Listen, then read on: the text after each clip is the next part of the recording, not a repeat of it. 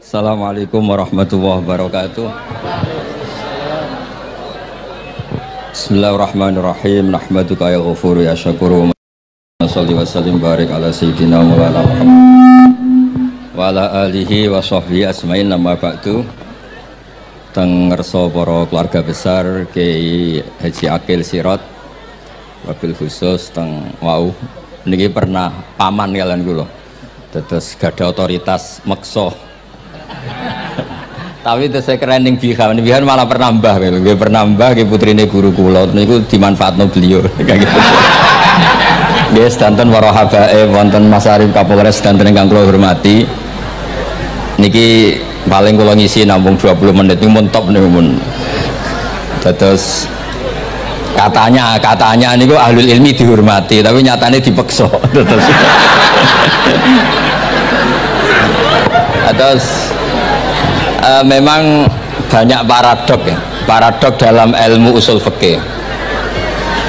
Ilmu usul fikih itu ilmu yang menjadikan orang itu bisa berpikir. Terus kalau tak cerita tentang pertama tentang Kiai Akil sing al-ma'ruf bi ahli nahwi. Nahwu riyen di era dulu itu dadekno tiyang dadi wali. Sampai disebut hatta nahat qulubuhum li nahwihi famin azimi sya'nihi lam tahwihi. Terus orang-orang baik niku ketika usul teng pangeran nyebut Allah la ilaha illallah mboten saged. Sagete namung nyebut dhamir sya'an niku hu. Akhirnya kathah toreko sing ha hu niku gara-gara ahli nahwu niku. Nah, disebut fauribat makna dhamiris sya'ni. Jadi ngelafatkan la ilaha illallah tidak bisa tapi hu bisa. Mergi ke Jawa ini tukang ngakali, terus hukum itu diakali. Sajane teke hadis ini mangkana akhiru kalamihi la ilaha illallah dakhalal jannah. Tapi ada kekhawatiran pas la ilaha mati. Lana la ilaha mati radi koyo ateis. Orang ono pangeran maujud mati. Sampean kan gak iso janjian mbek Israel. Kan mboten saged weanan, mboten saged kong kali kong. Nah, daripada la ilaha niku resiko karena takut mati pas la ilaha dereng illallah. Terus Kiai Jawa mulai nalkin ngangge Allah. Tapi Allah sarasan itu tidak mewakili la ilaha illallah. Akhirnya diambil dhamir sya'an fa'alam annahu la ilaha illallah. Niku asal usulnya. Cuma kebetulan thariqah kita tidak jalur itu, tidak jalur yang lewat dhamir napa? Sya'an. Tapi sementing tadi dawuh Kiai Mustafa, sementing kita tahu secara ilmu. Terus nomor kali cerita uzlah wow. Kalau memang benar-benar uzlah. Terus kalau ini diundang acara-acara publik kemarin Habib Jindan gitu, hanya kepala ilmiah. Kemarin terakhir beliau ngerayu ini dari marrotan wahidah. Ini saya pegang. Dan itu dicatat di Loh Mahfud. Dan ciri utama Kiai itu tidak membatalkan perjanjian. Jenengan jauh marrotan wahidah Mas nih. Gelem. Terus ngeten kula cerita sithik tentang ilmu yang sering kula utarakan. Di antara kitab yang dipakai guru-guru kita sing dilanggengi Mbah Mun Maus kitab Ihya. Kula dari sekian cerita Ihya yang paling kula kenang niku bahwa ternyata Allah itu andaikan boleh dibahasakan niku cara berpikir tuh dalam bahasa tafsir disebut tanazul niku wong ben kaya orang kebanyakan. Saya ulang lagi supaya orang tuh kayak orang nopo kebanyakan. Ada dua ahli neraka yang dipanggil, yang satu ditakoi cung ning neraka piye rasane syarru makan mboten enak Gusti. Terus pangeran diken balik ya sekono cung mlayu balik nang neraka. Niku tiangnya lari kencang sekencang-kencangnya. Semangatnya seneng ngabe kon balik ning neraka. Ditakoki mbek pangeran, "Lho cung kon mara neraka kok seneng?" Kula nu pun kapok Gusti, kula nu nyesal ketika di dunia nak jenengan utus niku lelat-lelet. Niki kula tobat dengan bukti dikan jenengan teng neraka kula mlayu. Dulu pangeran akhirnya haru wong kok semangate mlebu neraka kaya ngono. Mergo diperintah pangeran. Ya terus niki ijazah jenengan akan mlebu neraka jenengan sing semangat nggih. Karena zaman ning donya sering diperintah Allah mboten napa? Semangat. Dan niku kemungkinannya dibarno, kemungkinannya dipanggil. Lah yang itu terus dipanggil oleh Allah. Ya wis kaya wong apik, tak kongkon nurut tenan, semangat tenan, terus diken mlebu swarga. Nah niki ijazah pertama nggih. Dinaken mlebu neraka sing napa? Semangat. Sing kedua niku dipanggil ku plengakan lelat lelet. Kados kula diutus Gus Mus niki nelpon kula mboten purun, akhirnya ning Bika jare matur Gus Subak. Turuti ya, aku diamuk Bika jare Bapak. Dados niki melibatkan sekian pihak untuk memaksa saya datang ke mriki. Aduh, repot sawang kempek. Repot. Mungkin di sepuro. Yang kedua niku diken mlebu neraka malih lelat lelet, delok pangeran mboten semangat. Ditakoki mek pangeran. Kenapa kamu tidak semangat? Saya itu tidak pernah ngira jenengan yang baik sudah masukkan saya ke surga, kemudian jenengan nyuruh lagi saya ke neraka. Saya tidak pernah mengira engkau itu seperti itu. Terus Allah nggih, ana indadzoni abdibi. Ya serapopo swarga wae swarga. Ini dua ijazah untuk sampean supaya bisa masuk nopo? Swarga. Terus kita tidak pernah tahu napa Gustofa ngundang kula nyeneng wong akeh ganjaran, napa meksa wong alim dosa, bener ngerti kula carane. Karena dalam ilmu usul fikih, kembali ke usul fikih, kula nu gak ada khazanah kathah tentang debate pangeran kalian nabi ini. Kathah, mboten satu dua contoh di beberapa kitab tafsir. Suatu saat kula sering cerita niki, suatu saat Khalilur Rahman Ibrahim itu kedatangan Israel. Kamu mau apa? Mau matikan jenengan? Kata Nabi Ibrahim, harro'aital khalil yumitu khalilah. Mosok aku kekasih pangeran dipateni, mosok orang yang dicintai membunuh yang dicintai, orang yang mencintai seseorang kemudian membunuh yang dicintai. Tidak ada itu. Akhirnya Israel matur teng pangeran. Cara politiknya ngeten, wau sing cara lagi seneng ngendikan politik. Wani kiai lengser dari beliau. Ono. Nah kula niku ahli tauhid wis pancen kodok kodare ngoten mawon, mboten berpikir ruwet-ruwet. Terus Israel kan mboten biasa logika, kan malaikat itu SOP kan, mboten biasa logika. Akhirnya matur tu pangeran, kata Ibrahim, masa kekasih bunuh yang dikasih, masa yang mencintai bunuh yang dicintai. Tapi Ibrahim baru sadar ngadepi pangeran gitu, lebih pinter. Terus kan ketika Allah fakullahu, katakan ke Ibrahim, harlo'aital khalil yakrohu ayal khalilah. Mosok jari seneng aku kok ketemu aku rawani, jari seneng kok rawani ketemu. Lah niki sampean anggapin mati, monggo ngangge ilmu sing niki. Wong jari seneng pangeran kok rawani ketemu pangeran.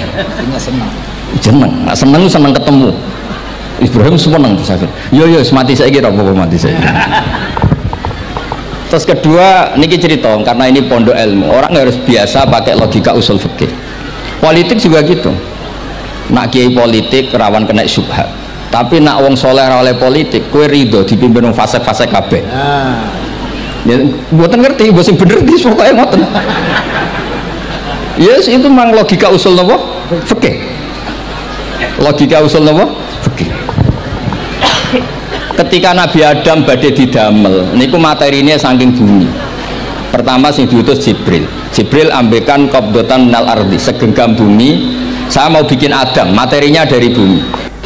Setelah datang ke bumi mau ngambil ista'adzat billah. Maksudnya ista'adzat billah, a'udzu billahi minka, saya berlindung Allah dari kamu. Antasinani. Kalau dengar Gus Tofa dari ahli nahwu, terus kalau niki tak goleki tenan pancen syanahu mutaaddi bi nafsi. Mungkin nak dibuli ku antusinani kok panjang tadi cerita. Saya tidak ingin bagian dari saya diambil, kok aku bolong. Iku cara bumi itu sudah masalah.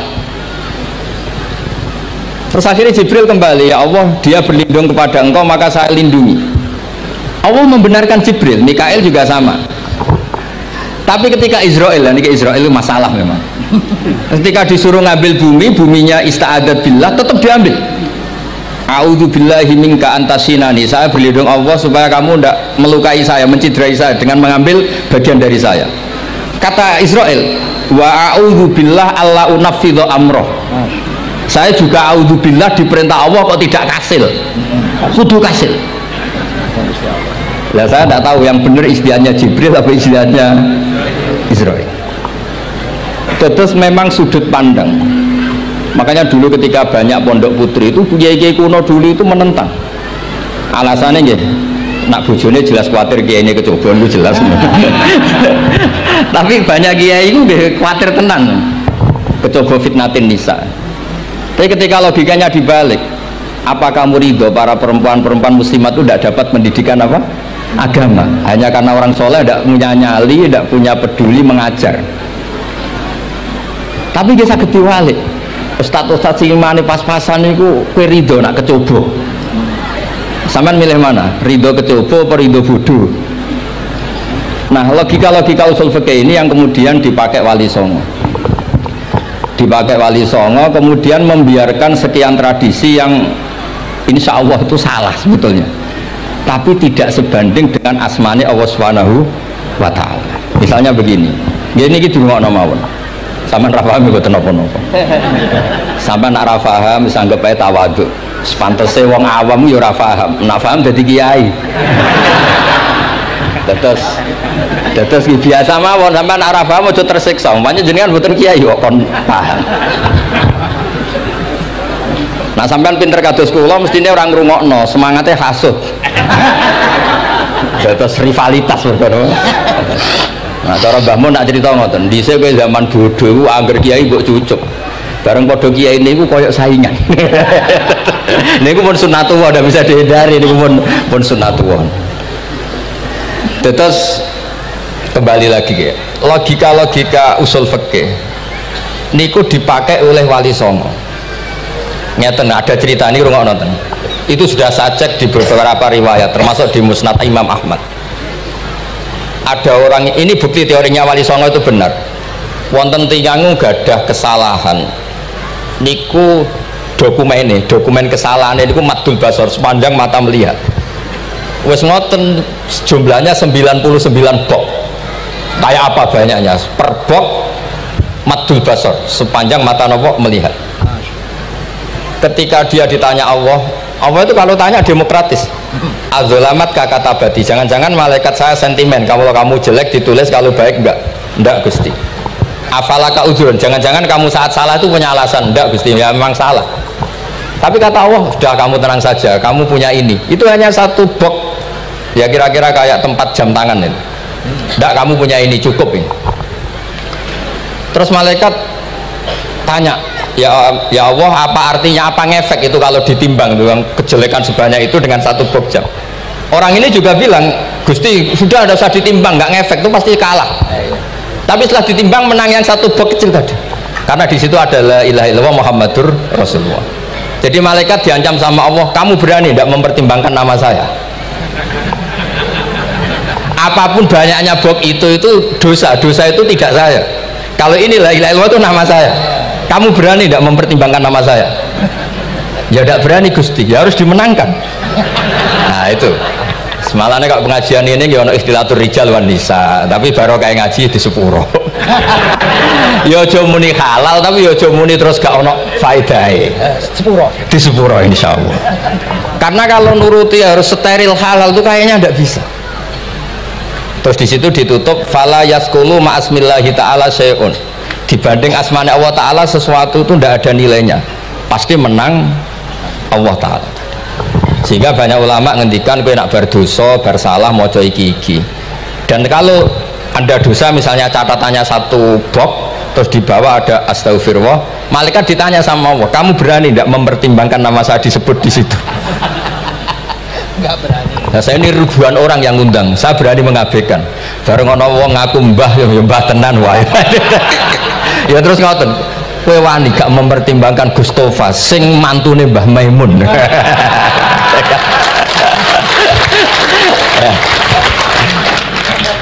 Semoga cara pandang malaikat nanti seperti itu. Tapi nanti kalau malaikat cara pandang, mbah kok tukang makso putu.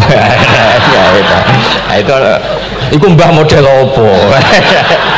Nah saya ini sudah ngalah satu kali.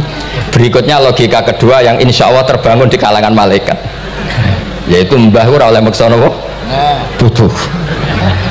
Ning dinggon mbah yang baik putune dolanan di Barno. Ini ora. Putu lagi asik-asik dolanan. Rene. Penyapu. Nah, itu udah jenis mbah yang baik. Terus kula suwun lah ngaji usul fikih yang serius karena itu menjadikan kita bermartabat. Kula niku sering lepas jenazah tangga-tangga kula nggih penggene ndelok TV, nak bengi nggih ngelamun, ngayal sugih, kadang nggih ngapalo tikus sing liwat dhuwure saking ora ana penggawean. Tapi kula nang lepas jenazah ini orang baik. Sampai bojone protes, "HP opo lho Gus angger bengi iku mau ngelamun ngitung tikus liwat, ngitung apa." Terus kula matur, ngitunge aja ngono, ngitunge tarokal ma'asiya. Wong ning omah itu artinya tidak dugem, tidak melakoni maksiat. Itulah yang menjadikan usul fikih itu ilmu yang sangat terhormat. Coba kalau Anda jadi pakar usul fikih kayak saya, mengkaji betul usul fikih. Orang tidur semalaman jangan bahasakan tarokat tahajud, wa tarokal witro, wa taroka qiyamal lail. Tapi bahasakan taroka zina, wa tarokal ghibah, wa taroka kada wa kada minal ma'asi. Keren buatan? Keren. Kalau kamu udah ahli usul fikih maka kiai kok amen turu, kiai kok guyon suwengi. Lu kiai guyon sungi itu melawan kiai itu ustad juga manusia karena bengi itu ya kepengen nonton tapi kan buatan pantas akhirnya korbannya santri ini dijak guyon gak jelas lah apel nih rodo ya ora pantas ngelawan nafsu itu berat caranya ya dilalek-lalek no guyon itu dan muka-muka malaikat kabeh ahli usul fikih nganggep ngono iku perlawanan terhadap keinginan maksiat malaikat ngaji orang. Makanya itu disebut di kitab usul fikih Tanghubul Usul itu itsma min mubahin illa wa yatahaqqaqu bihi tarku haramim ma fa yalzamu minas sukun tarkul qatli wa minas sukut tarkul ghibah. Tidak ada sesuatu yang mubah kecuali saat Anda lakukan, saat itu juga Anda meninggalkan keharaman. Maka sebetulnya mubah ini punya nilai yang luar biasa, yaitu tarkul haram atau tarkul ma'asi. Jadi sawangannya sampai nang omah kukar kukur, mlebu metu, kukar kukur meneh, mlebu metu, bariku turu angop ngorok. Nah, semoga malaikat ini al-usuli sehingga ngitung itu hadza tarokal ma'asiya kullaha. Hebat ini orang yang tinggal nopo? Maksiat. Kayak nak malaikat itu jenis rada ekstrim. Alumni kempek suwengi ra tahajud ora witir ku alumni opo? Mulane kalau niku ngaji usul fikih terus supaya diperdengarkan ke malaikat. Supaya teorinya pakai usul nopo? Fikih. Jadi kalau melihat kita melakukan mubah niku dihitung tarkul nopo? Maas. Nah, ini pentingnya ngaji. Kalau nate ditanya sama seorang dosen, Gus, masa iya Quran yang katanya mutu semutu-mutunya kemudian ada ayat kulu washrobu, mosok urusan mangan gak usah disuruh orang juga makan, terus kualitasnya kulu washrobu itu di mana? Terus kalau jawab, terus sorokan yang penting wopo, rapat utawa seminar. Ndak ada rapat, ndak ada seminar itu kamu ndak mati, tapi kalau nggak makan itu mati. Penting mana? Ya penting makan. Lah iya, jadi orang itu lupa kalau sesuatu yang seserius itu karena menjaga nyawa, yaitu makan. Terus karena makan tuh hal yang murah dianggap biasa, itu bahaya. Sehingga sebetulnya yang kita bisa jadi wali lewat hal-hal keseharian tidak bisa jadi wali karena tadi. Saya punya hadis, ini mudah sekali untuk Anda jadi wali. Bahkan di atas wali lah. Inna woha ta'ala layar do anil abdi, pakai inna masih pakai lam taukid. Inna woha layar do anil abdi ayakulal aklata fayahmadahu alaiha aw yasroba syarba fayahmadahu alaiha. Allah itu sangat ridho ada orang makan satu asupan kemudian dia muji Allah.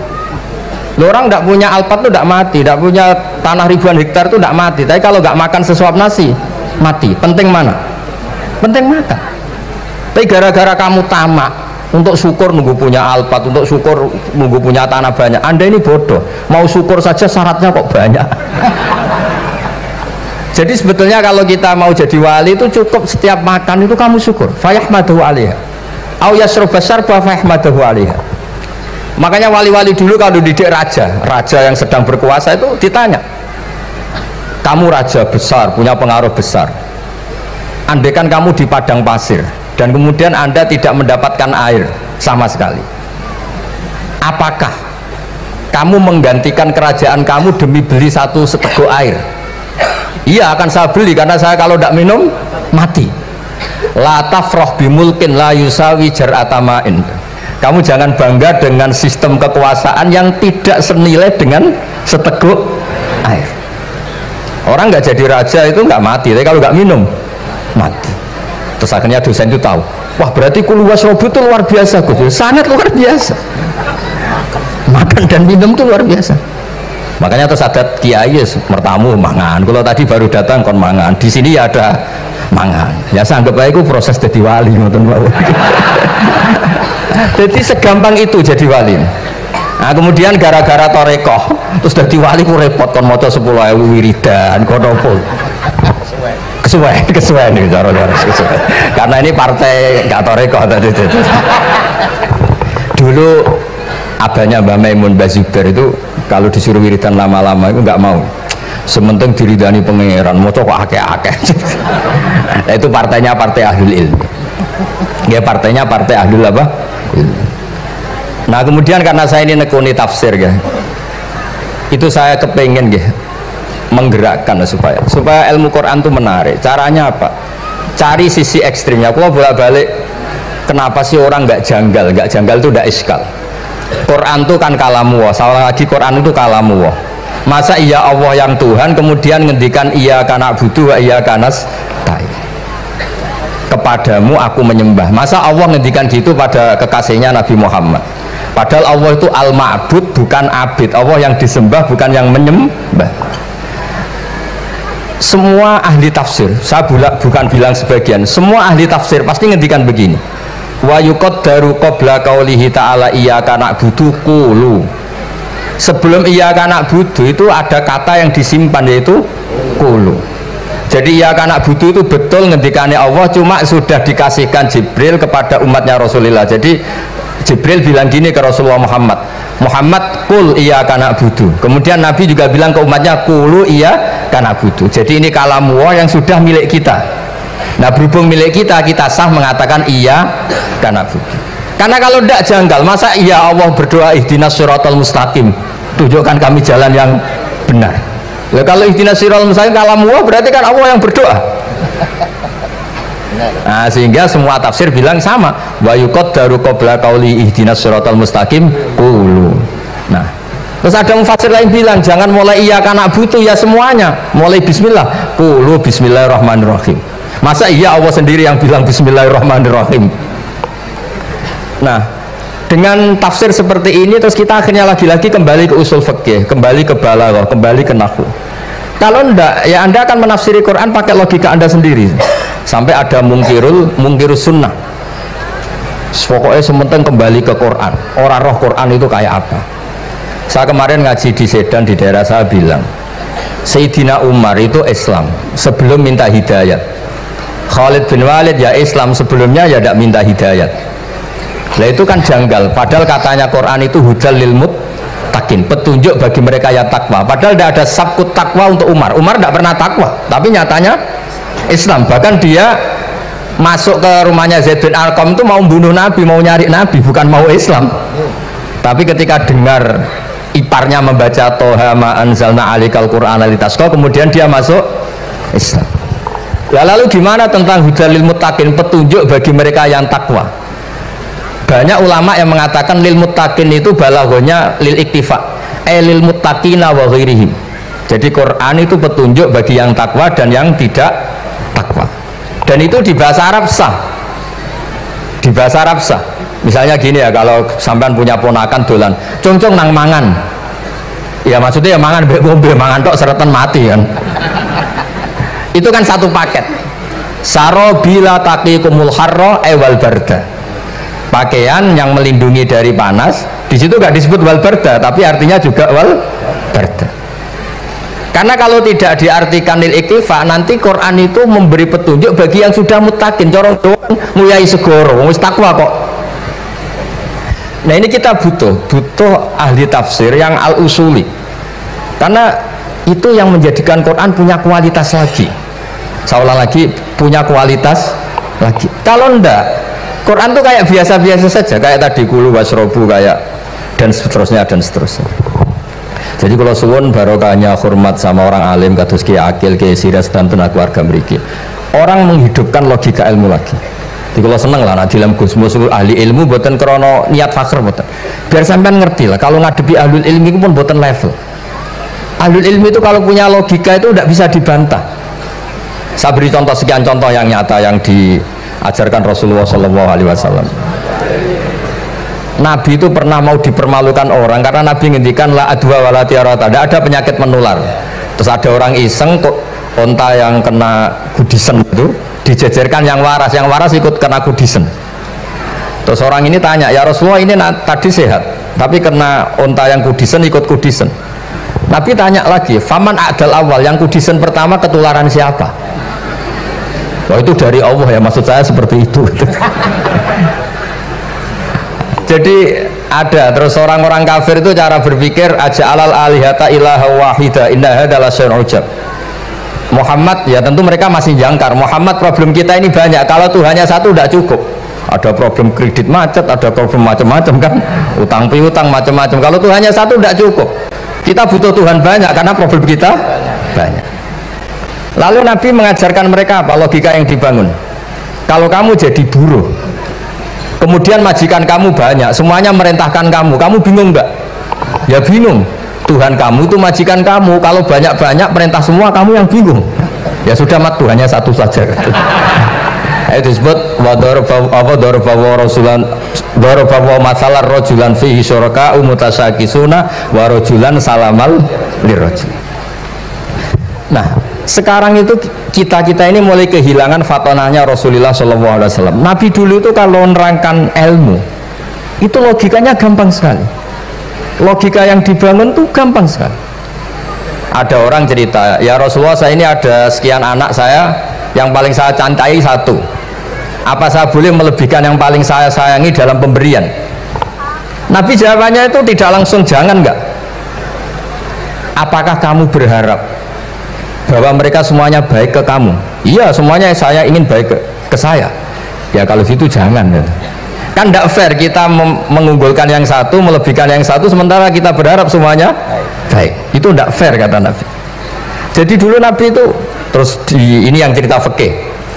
Dulu Ahlul Madinah itu mangga itu masih pentil sudah dijual. Pentil dijual harganya 2 juta. Masa iya pentil harganya 2 juta? Karena dengan asumsi sudah jadi mangga. Tapi ketika Nabi datang di Madinah dan penduduk Madinah itu abkhosnasi kailan, orang paling buruk dalam pertimbangan dalam jual beli. Nabi cara ngendikannya itu unik. Aro'aitum lau anna waha yamna'us samro fabima yastakhillu ahadukum mala akhi. Kalau pentil ini ternyata kena angin terus kemudian tidak jadi buah, lalu kamu nerima uang 2 juta itu atas nama apa? Atas nama beli pelem, nyatanya belum jadi mangga. Mosok kalau pentil seharga 2 juta. Semenjak itu terus Ahlul Madinah sadar kalau jual buah itu nunggu ba'da budui solahiyah, setelah samroh ini berbentuk. Tapi Nabi tetap ngendikannya pakai logika. Nah sekarang banyak kiai yang sidik-sidik neraka-nerakatnya, Nabi itu ngajari logika. Ada pemuda dia itu hipersek, mau masuk Islam tapi tetap boleh bebas. Saya ini ingin Islam tapi jangan larang seks bebas. Wah itu sahabat semuanya melarang ketemu Nabi karena ini ngawur betul, masa pamit Islam kok. Tapi setelah gaduh, Nabi tanya, kenapa gaduh? Ada pemuda mau masuk Islam tapi yasta'izinu fi zina, dia minta izin supaya tetap boleh zina. Kata Nabi, suruh ke saya ke sini. Setelah datang di depan Rasulullah, logika yang dibangun Nabi itu luar biasa. Atuhibbuhu li bintik. Kamu suka punya anak putri kemudian jadi demenannya orang laki-laki hidung belang? Ya enggak, saya bunuh orang itu. Andaikan itu ke ibu kamu, saya bunuh orang itu. Atuhibbuhu li bintik, atuhibbuhu li ummik, atuhibbuhu li ukhtik, atuhibbuhu li kholatik. Kamu suka punya anak putri yang jadi demenannya orang? Ya tidak suka ya Rasulullah. Kamu suka kalau punya ibu didemeni orang banyak? Ya tidak suka Nabi.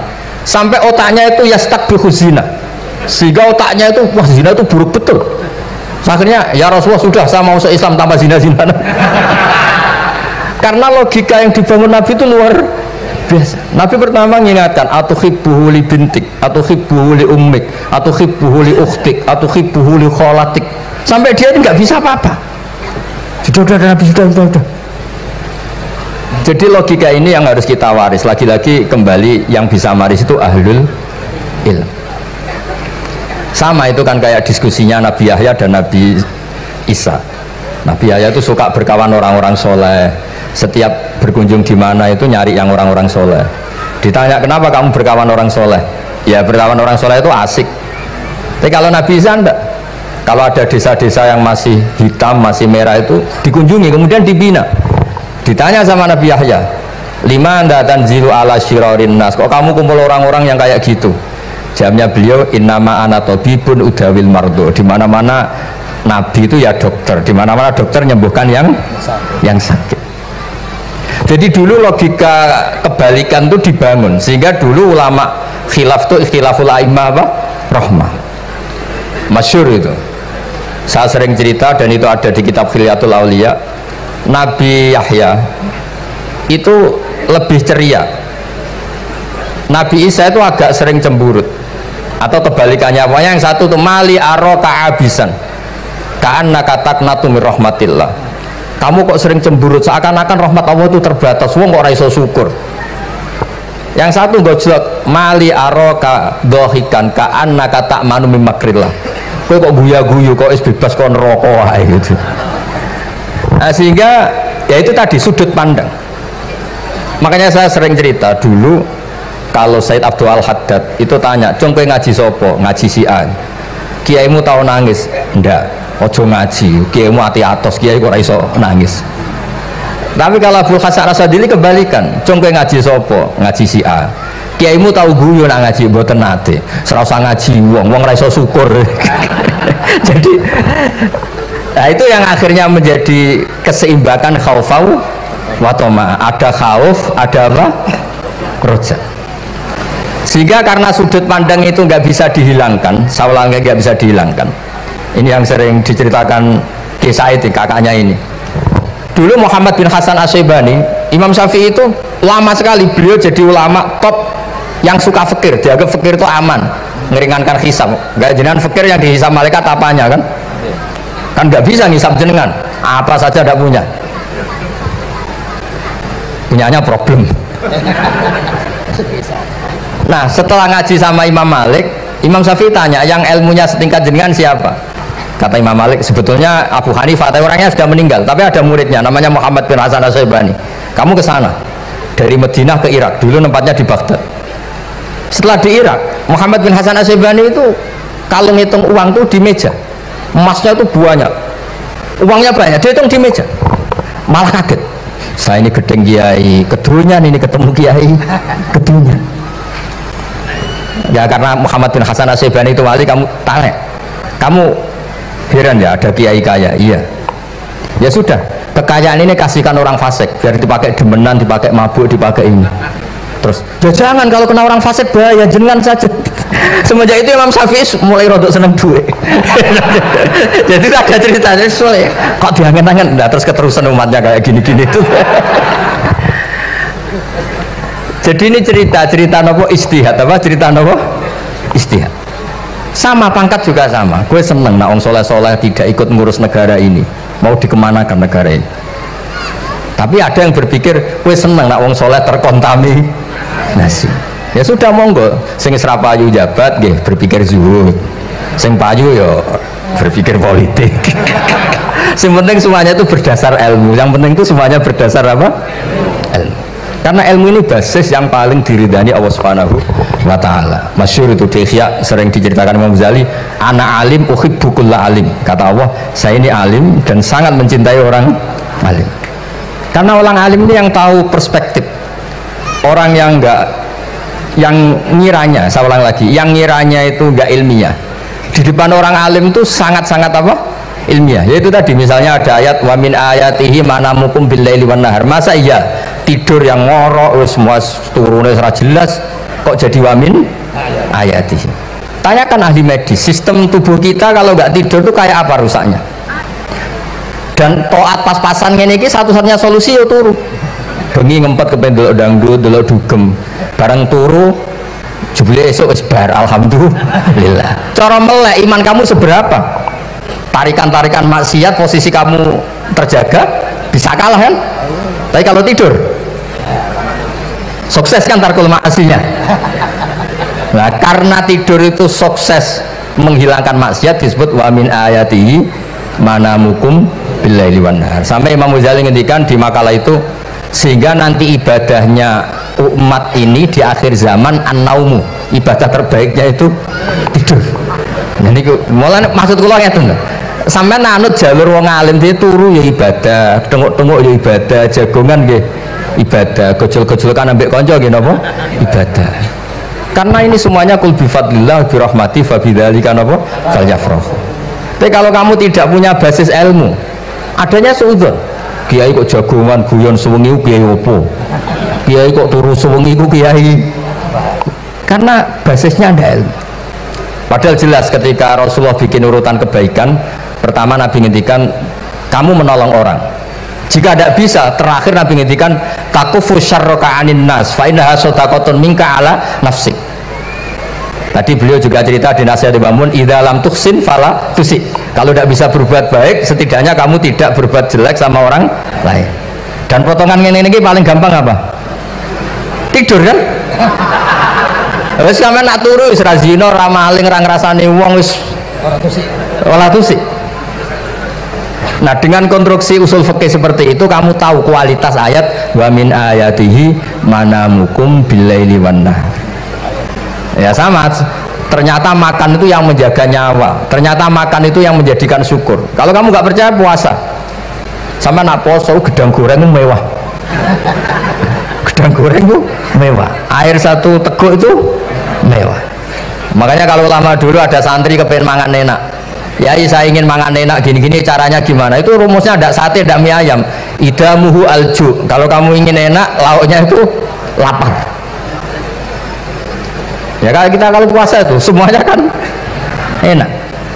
Nah itu lagi-lagi basisnya itu ilmu. Nah sekarang banyak orang yang sudah tidak peduli dengan ilmu, ke ijazah dilakoni kan. Jadi kayak wiridan la ilaha illallah itu sebetulnya harus dibarengi dengan ilmu. Ini yang terakhir supaya nggak lama-lama.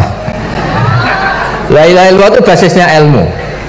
Surga yang begitu mewah itu dibikin juga bagi yang melafadzkan la ilaha illallah. Neraka yang begitu ekstrim, sampai kalau benda dijatuhkan dari atas ke neraka itu sampai bawah nunggu 70 tahun. Bisa kamu bayangkan kalau kamu di dalam, naiknya susah itu. Ini dijatuhkan ke neraka itu sampai bawah nunggu berapa? 70 tahun. Dan neraka sebegitu ekstrim itu dibikin untuk yang menolak la ilaha illallah. Berarti kalimat ini kalimat spesial. Kalimat yang neraka dibikin ya atas nama itu yang menolak, surga dibikin juga atas nama itu yang menerima. Itu satu saktinya la ilaha illallah. Sakti kedua, orang kafir 70 tahun ngelafadzkan la ilaha illallah sekali langsung dihukumi mukmin. Yughfar lahum ma qad salah. Qul lil ladzina kafaru iyantahu yughfar lahum ma qad salah. Orang yang melafadzkan la ilaha illallah Muhammadur Rasulullah itu dosa 70 tahun kafir itu hilang semua. Tapi gara-gara ada ilmu terus diumumkan tahlil dening Kiai Haji Niam mesti sing guri wah sawi mesti guri. Padahal kalau kamu tahu ilmunya tadi, ini kalimat yang luar biasa, kalimat yang bisa melebur dosa. Bahkan dalam mazhab Sadiliyah itu unik. Kalau kamu wiridan la ilaha illallah itu jangan istighfar dulu, istighfarnya belakangan. Alasannya Abdul Hasan As-Sadili itu fa'lam annahu la ilaha illallah wastaghfir li dzambik li hadhil kalimah. Orang kafir 70 tahun dia istighfar 100 kali nggak akan dimaafkan Allah, tapi ngelafadzkan la ilaha illallah langsung dimaafkan. Jadi orang bisa dimaafkan tuh barokahnya la ilaha illallah.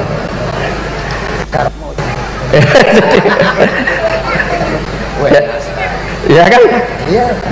Jadi orang kafir 70 tahun wirid istighfar 100 kali atau 1000 kali dimaafkan enggak? Enggak kan? Tapi kalau membaca la ilaha illallah dimaafkan. Jadi istighfar tuh ngefek positif itu kalau dibarengi la ilaha illallah. Makanya wastaghfir li dzambika ay bihadil kalimah. Kamu boleh istighfar berdasar hadil kalimah, berdasar la ilaha illallah. Tapi terus kemudian ya thariqah itu banyak, itu urusan rasa. Justru karena la ilaha illallah kalimat thayyibah harus disucikan dulu. Caranya istighfar dulu. Nah itu urusan monggo lah. Tapi apapun itu basisnya harus napa? Ilmu. Basisnya harus ilmu. Jangan malah sentimen. Wong di kuburan wiridan la ilaha dihukumi kafir. Nah, itu kan aneh. Wong kalimat ini yang kafir saja menjadi muslim, sekarang yang muslim menjadi kafir. Itu paham kok seaneh itu gitu kan. Ya karena basisnya ada ilmu tadi. Coba kalau basisnya ilmu, itu kan aneh betul. Hadil kalimah kalimatun soro bihal kafiru musliman. Fakaifa sorol muslimu bidzalika kafiron. Ini kalimat yang kafir saja menjadi muslim. Masa dengan kalimat yang sama yang muslim menjadi aneh gak? Aneh. Jadi kalau suwon, pokoknya basis ilmu harus sekuat-kuatnya. Bicaranya gini agak kiai kon sregep mulang aja politik terus. Tapi politik itu bagian dari ilmu. Wis ra iso diterangno lho. Ya ngoten mawon. Assalamualaikum warahmatullahi wabarakatuh.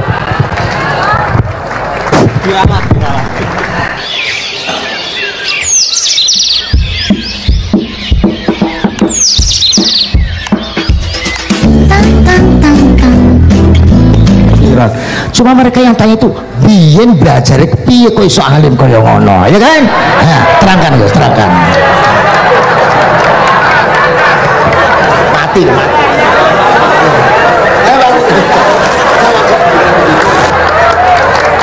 Setuju kan? Setuju? Asal dakaik, asal dakaik.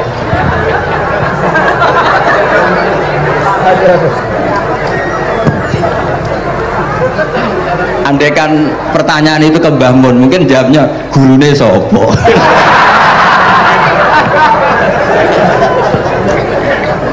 Tapi mungkin kalau ke mbah-mbah saya yang juga bapaknya nih pihak juga Mbak Abdul Aziz, mungkin putuku.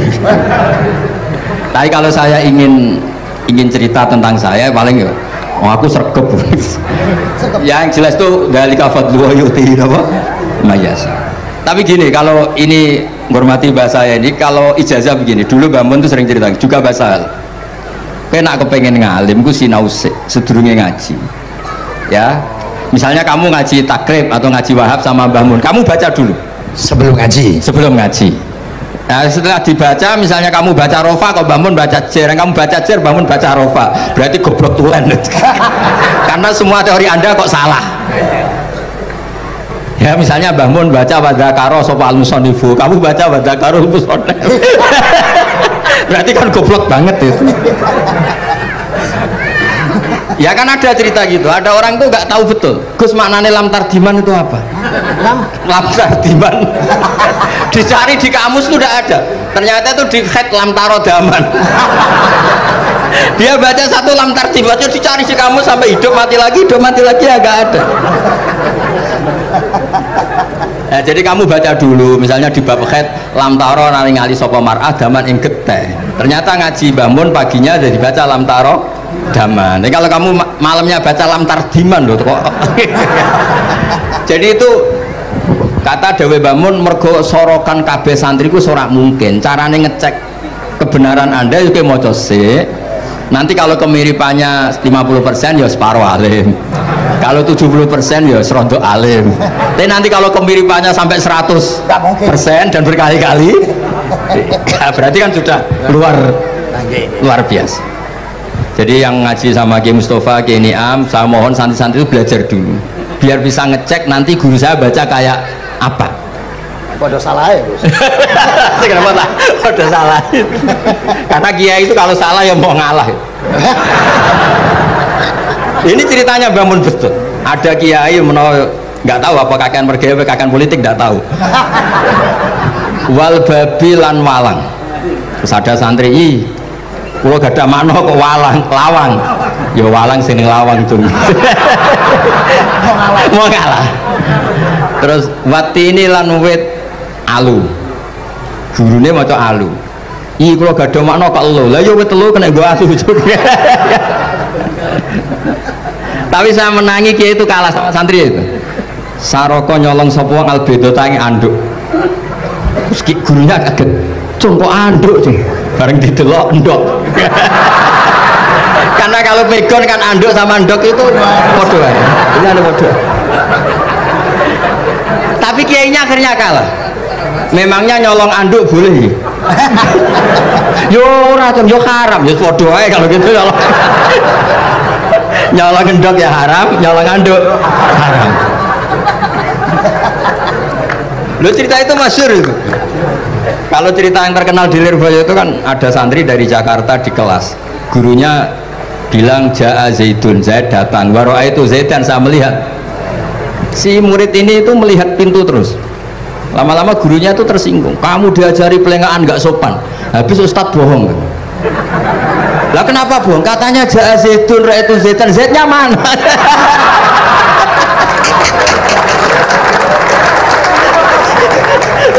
Dia gak ngerti. Zaid datang, saya melihat. Mana orangnya itu? Kok dibahas-bahas terus itu?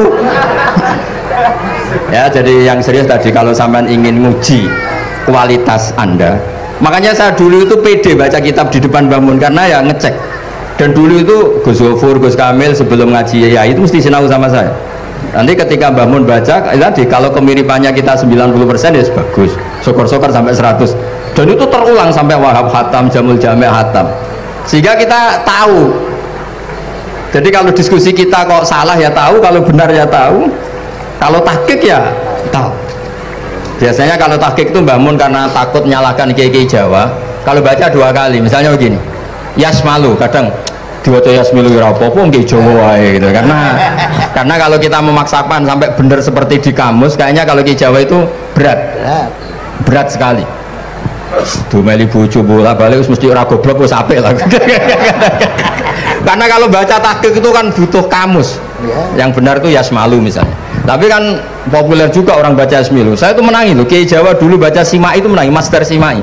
Lama-lama setelah banyak alumni Al-Azhar terus berdasar kamus baca Samai semua saya menangi kayak gitu baca Dilalah. Lama-lama karena sekarang udah banyak punya kamus baca Dalalah, Fa'alah. Jadi kiai itu juga kadang-kadang keteror muridnya. Makanya Syekh Zakaria Al-Ansori itu pernah ditanya, kenapa engkau begitu alim alama sampai dilakopi Syekhul Islam? Kata beliau itu lucu jawabannya, karena saya ini orang yang sial. Saya dulu punya guru namanya Ibnu Hajar Al-Asqalani dan punya murid namanya Ibnu Hajar Al-Haytami. Kata beliau, dukik tu bena hajaro ini. Saya ini digebuk 2 batu. Kalau mau ngaji takut saya minta ampun karena disuruh baca sama Ibnu Hajar Al-Asqalani. Kalau mau ngajar takutnya saya bukan main karena Ibnu Hajar Al-Haytami itu cerdasnya bukan main. Jadi kalau saya salah itu konangan. Akhirnya dia jadi orang sial tadi. Mau ngaji ya belajar, mau ngajar ya belajar. Makanya meskipun ini pernah sepuh saya tidak berani ngaji beliau. Wah mesti meriang saya kalau ngaji.